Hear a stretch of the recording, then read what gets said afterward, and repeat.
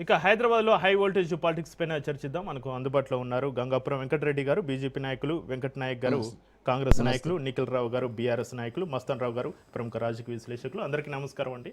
నమస్తే. నమస్తే వెంకట గారు, జేహెచ్ఎంసీ ఎన్నికలు నవంబర్లో పెట్టుకుని ఇప్పుడు అర్థాంతరంగా ఈ 3 కార్పొరేషన్ల విభజన, 400 డివిజన్ల ప్రతిపాదన తీసుకురావడం వెనుక కేవలం పరిపాలనా సౌలభ్యమే ఉందా, లేక ఎన్నికల్లో రాజకీయ లబ్ధి పొందే వ్యూహం ఏమైనా ఉందా? వెంకట గారు, మీరేం చెప్తారు? శేఖర్ గారు, మీకు ప్యానల్ పెద్దలకు నమస్కారం. నా వాయిస్ క్లియర్ గా ఉందండి? క్లియర్గా ఉంది. వెంకట గారు, ప్లీజ్ కంటిన్యూ. సార్, ఇప్పుడు రాజకీయంగా కాంగ్రెస్ పార్టీ చూసుకునే విధానాలు ఆ యాంగిల్లో ఉంటాయి. కానీ హైదరాబాద్ డెవలప్మెంట్ విషయానికి వచ్చినప్పుడు గౌరవ ముఖ్యమంత్రి గారికి ఒక క్లియర్ కట్ విజన్ ఉంది. ఆ విజన్ తోనే ముందుకెళ్ళాలి. ఎందుకంటే అర్బన్ అండ్ మున్సిపాలిటీకి సంబంధించిన వారే మంత్రిగా ఉన్నారు, ఆ శాఖ వారి దగ్గరే ఉంది.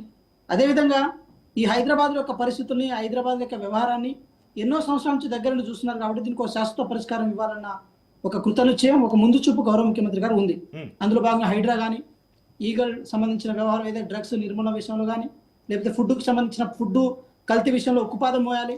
అదేవిధంగా ఏ ఫుడ్ అయినా ఏ రూపంలో ఇలాంటి రాంగ్ వేలో ఉంటే మాత్రం దాని మీద ఉక్కుపాదం వేయాలని చెప్పి గౌరవ ముఖ్యమంత్రి గారు ఈ 3 అంశాలతో పాటు అటు వెల్ఫేర్ని, అటు డెవలప్మెంట్ని 2 జోడెట్లాగా పరిగెత్తించాలంటే ఫస్ట్ హైదరాబాద్ యొక్క ఏదైతే జనాభా కానీ, హైదరాబాద్ యొక్క డివిజన్స్ అంశాలు కానీ ప్రతి ఒక్కటి ఫస్ట్ క్లియర్ కట్గా వాటిని డివిజన్ చేయాలి. అంటే డివిజన్ అంటే లైక్ డివైడ్ చేయాలి. అంటే పక్కకు ఏది దేనికి ఉన్న ప్రత్యేకత ఏందో అవంతా ఫస్ట్ సెగ్రిగేట్ చేసిన తర్వాతనే దాని మీద ఏది పాలన పట్టును తీసుకురావాలని చెప్పి గౌరవ ముఖ్యమంత్రి గారు ఆలోచించిన సందర్భాలు ఉంటాయి.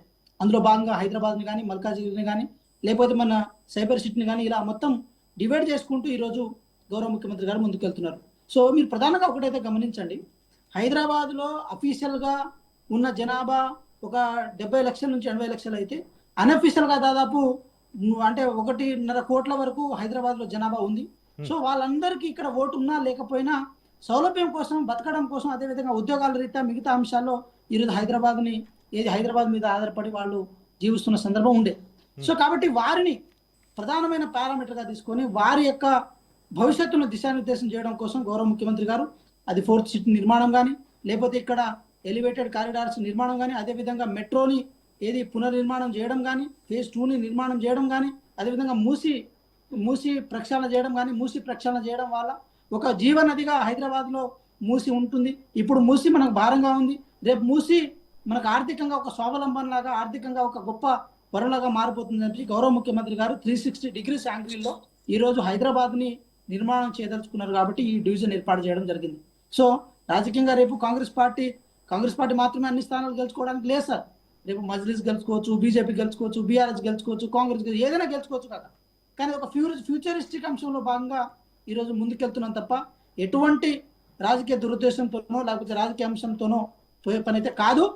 ఇంకా నేను ఎలాబరేట్ చేసి చెప్పాలంటే, రేపు హైదరాబాదు గౌరవ ముఖ్యమంత్రి గారు వేసే పునాది ఏదైతే ఉందో ఇది హైదరాబాద్ ముఖ్య చిత్రాన్ని మార్చడమే కాకుండా ఇంకో 2-3 కోట్ల మంది ఈ హైదరాబాద్ పరివాహక ప్రాంతంలో కానీ, హైదరాబాద్లో కానీ డిపెండబుల్గా బతకడానికి కూడా ఆవాసయోగ్యంగా అనుకూలంగా ఉండేటట్టు దీన్ని మారుస్తారు. బెంగళూరు లాంటి ఒక ఎమర్జింగ్ సిటీ ఈరోజు ట్రాఫిక్లో ఎట్లా కొట్టుముట్టాడుతుందో, ఈరోజు వరదలు వస్తే ఎట్లా ఇబ్బంది పడుతుందో, అలాంటి ఇబ్బందులు అలాంటి బాధలు ఈరోజు హైదరాబాద్కి రావద్దని చెప్పి ప్రతి అంశంలో చెరువుల పునర్నిర్మాణం కానీ, మిగతా రోడ్లకు సంబంధించిన వ్యవహారం కానీ, అదేవిధంగా ప్రతి అంశాన్ని అధికారులతో సమన్వయం చేసుకొని ముందుకెళ్తున్నారు.